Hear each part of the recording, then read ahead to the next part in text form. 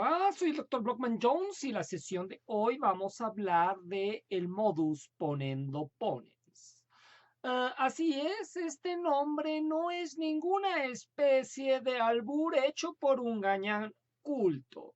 Tampoco es ninguna especie de declaración de lo que le hago a tu el modus ponendo ponens es la primera regla que se enseña en la lógica proposicional y que está vinculada con las proposiciones condicionales. Viene del verbo latino ponit, que significa afirmar. La traducción completa de esta frase, modus ponendo ponens, sería algo así como el modo que al afirmar afirma. Y esto es porque esta regla usa dos proposiciones. Una condicional en la que el antecedente es afirmado en una segunda proposición que es igual a este antecedente de la primera y nos lleva a una conclusión. En otras palabras, si decimos A, entonces B y afirmo A, entonces concluyo B. Ahora, por afirmar no significa usar una proposición afirmativa, sino significa repetir el antecedente de la proposición condicional, sea afirmativo o negativo. Un ejemplo con un enunciado concreto sería más ilustrador. Pensemos el siguiente enunciado. Si me ligo a tu hermana, entonces te golpeo o me golpeas. Si me ligo a tu hermana, entonces me golpeas. Me ligo a tu hermana, por lo tanto me golpeas. Este primer antecedente, como ustedes ven, me ligo a tu hermana, es una condición que produce un efecto, un consecuente, entonces me golpeas. Al cumplirse el antecedente en una segunda proposición, me ligo a tu hermana, sucede en consecuencia en una tercera proposición el consecuente, me golpeas. Pero también podríamos tener otras combinaciones que podrían implicar un antecedente negativo. Si no me ligo a tu hermana, entonces me respetas. No me ligo a tu hermana, por lo tanto me respetas. Como ven, el antecedente es negativo porque lleva la partícula no y la proposición negativa de no me ligo a tu hermana. Esto equivaldría a decir algo así como si no A, entonces B, no ocurre A, por lo tanto B.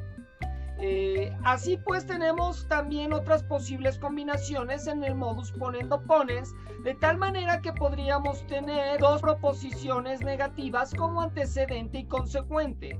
Entonces tendríamos si no A, entonces no B, no A, por lo tanto no B. Y así podríamos tener otras combinaciones como A, entonces no B, A, por lo tanto, no B. Podríamos tener proposiciones moleculares como antecedente o como consecuente. Podríamos señalar A conjunción B, entonces C, A conjunción B, por lo tanto C. Esto en un enunciado se traduciría en algo así como, si como frijoles y me aguanto las ganas de ir al baño, entonces me pongo pedorro.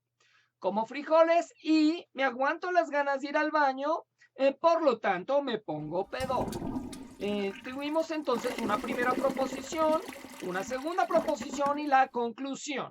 Este modus puede implicar demostraciones en las que hay un sistema que implique llegar a un final. Veremos un caso. Podemos tener un sistema en el que se pide demostrar A partir de 4 premisas. Como ustedes pueden ver, cada premisa va numerada del lado izquierdo con un número que va subsecuentemente indicando el número de la premisa. Podemos tener la primera premisa que es B, entonces D, la segunda premisa que es D, entonces E, la tercera premisa que es E, entonces A, y la cuarta premisa que es B. Incluso al lado derecho aparece la letra P para indicar que justamente estas 4 letras son premisas. Aquí tenemos 3 proposiciones condicionales que están vinculadas entre sí, dado que el consecuente de cada una se convierte en antecedente de la siguiente proposición y podemos observar con cierta claridad que afirmar B como antecedente concluye o nos lleva a llegar a A paulatinamente, porque si ocurre B en una relación, en una condición donde si ocurre B, entonces se da D, pues va a ocurrir D. Y así subsecuentemente, dado que D al ocurrir va a ocurrir E y al ocurrir E va a ocurrir A. Esto se tiene que demostrar paso a paso y para eso usaremos la regla del modus ponendo ponens. Recordemos que una regla es un modelo que se puede aplicar para todos los casos semejantes a este. Y entonces tenemos lo siguiente, que si B entonces D y tenemos que ocurre B, con las premisas número 1 y 4 podemos concluir D. Entonces, al concluir D, y lo voy a poner aquí como número 5, que ya el 5 va a ser una conclusión parcial, en el número 5 vamos a concluir D.